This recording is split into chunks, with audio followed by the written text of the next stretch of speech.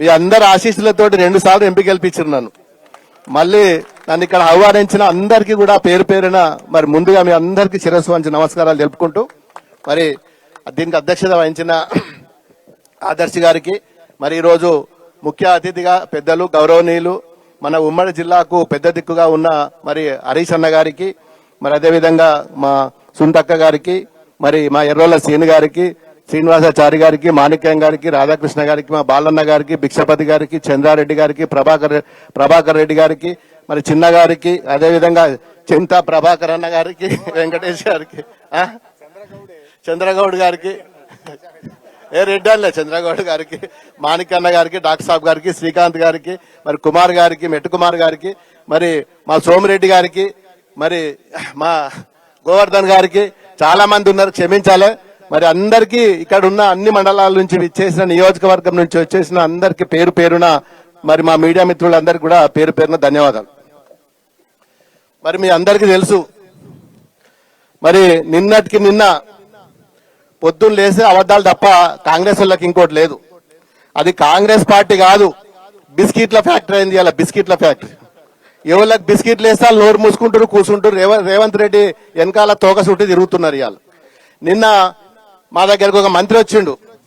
మరి ఆ మంత్రి నిన్న చూడొచ్చు మీరు టీవీలలో కూడా. ఇందిరమ్మ ఇండ్లు సర్టిఫికెట్లు ఇస్తాను వచ్చిండు. ఇందిరమ్మ ఇండ్లు మొత్తం వాళ్ళే ఇస్తారట, మేము ఇయ్యమాట. ఎమ్మెల్యే ఉన్నాడా? కనీసం మరి చెప్పకుండా ప్రోగ్రాం పెడితే నేను మొదలే వార్నింగ్ ఇచ్చిన, బిడ్డ ఒక్క సర్టిఫికెట్ కూడా ఇచ్చినా గానీ మీ ఈపులు వలిగితే మీరు ఎట్లా వస్తారో అని దుబ్బాకని చెప్తే మళ్ళీ ఒక్కడే దెబ్బకు మళ్ళా 3000 ఇండ్లకు 15,000 నువ్వు ఇచ్చుకో 15,000 మేము ఇచ్చుకుంటామన్నారు. ఇప్పుడు కూడా మనం అదే చేయాలి.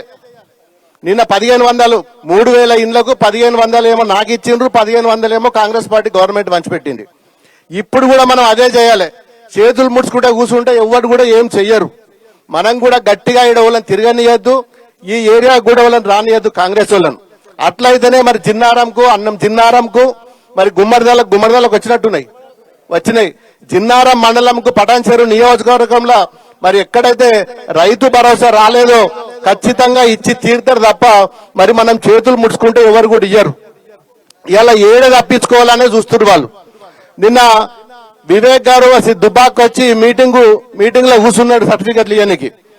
మా గవర్నమెంట్ లో 2 లక్షల రూపాయలు రుణమాఫీ చేసినాం, మొన్న అన్ని అకౌంట్లలో టింగు టింగు టింగు టింగు పడ్డాయని చెప్పి అలా మైక్ లో చెప్తుండే. వెనకకెళ్ళి వాళ్ళ కాంగ్రెస్ వాడే అంటున్నాడు, టింగు టింగు లేదు బొంగు బొంగు లేదు, ఇంకా మాకే వాళ్ళలేదు నీకేడ పడ్డాయి అన్నాడు ఆయన.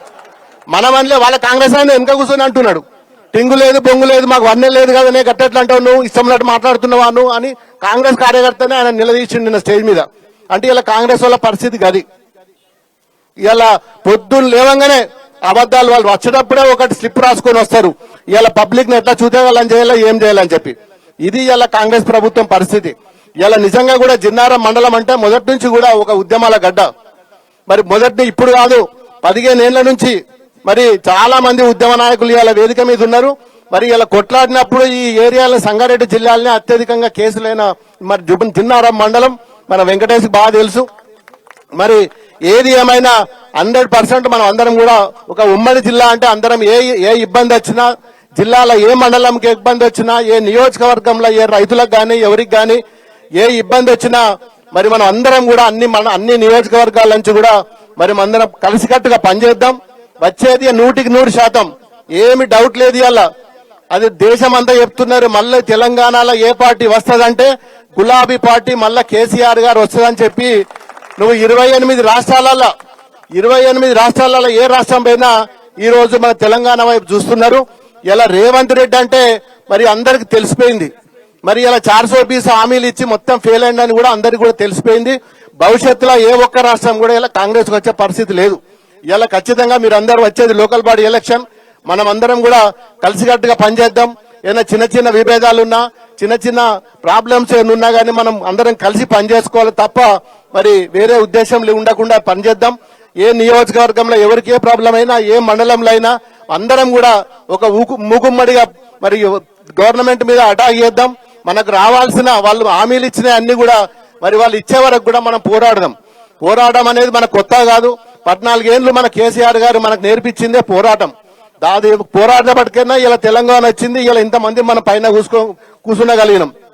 మరి రేపు జనరల్ మనకి వచ్చే ఎలక్షన్లో, లోకల్ బాడీ ఎలక్షన్లో కూడా ప్రతి కార్యకర్త కూడా ఒక సైనికులాగా పనిచేయండి.